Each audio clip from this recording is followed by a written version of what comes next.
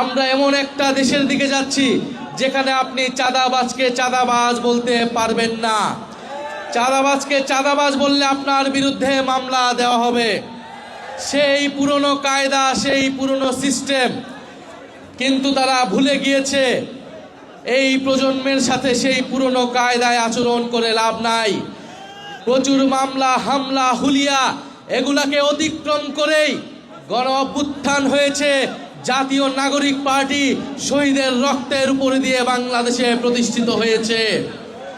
ফলে যদি আজকে নাসিরউদ্দিন পাটোয়ারির মুখ বন্ধ যদি তারা মামলা দিয়ে করতে চায়, তাহলে তারা বড়ই ভুল করছে। আজকে নাসিরউদ্দিন পাটোয়ারির বিরুদ্ধে যদি মামলা দেওয়া হয়, বাংলাদেশে শত শত নাসিরউদ্দিন পাটোয়ারি মুখ তৈরি হবে।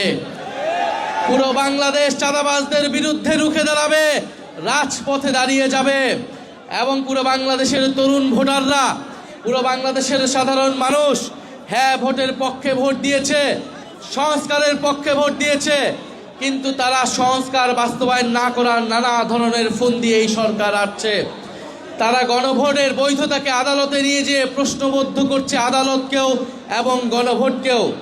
আমরা আর অপেক্ষা করছি, যদি 12 তারিখ অধিবেশনে সংস্কার পরিষদ গঠিত না হয়, যদি সংস্কারের জন্য উদ্যোগ গ্রহণ না করা হয়, আপনারা আমরা যারা হ্যাঁ ভোট দিয়েছি, নিজেদের ভোটাধিকার, নিজেদের অধিকার রক্ষার জন্য আমাদেরকে আবারও রাস্তায় নামতে হবে। সেটার জন্য আপনারা প্রস্তুত থাকবেন ইনশাল্লাহ।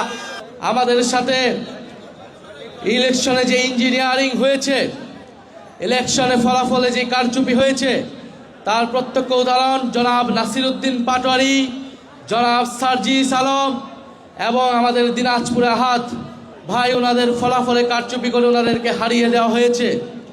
এছাড়া 11 জোটের নেতৃবৃন্দদের, বিভিন্ন দলের এমপি প্রার্থীদেরকেও হারিয়ে দেওয়া হয়েছিল।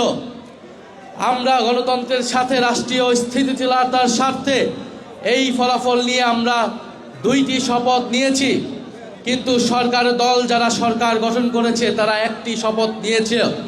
তারা এই নির্বাচনের পরে শপথের দিনই তারা জনগণের প্রতি যে কমিটমেন্ট, সেই কমিটমেন্ট তারা ভঙ্গ করেছে।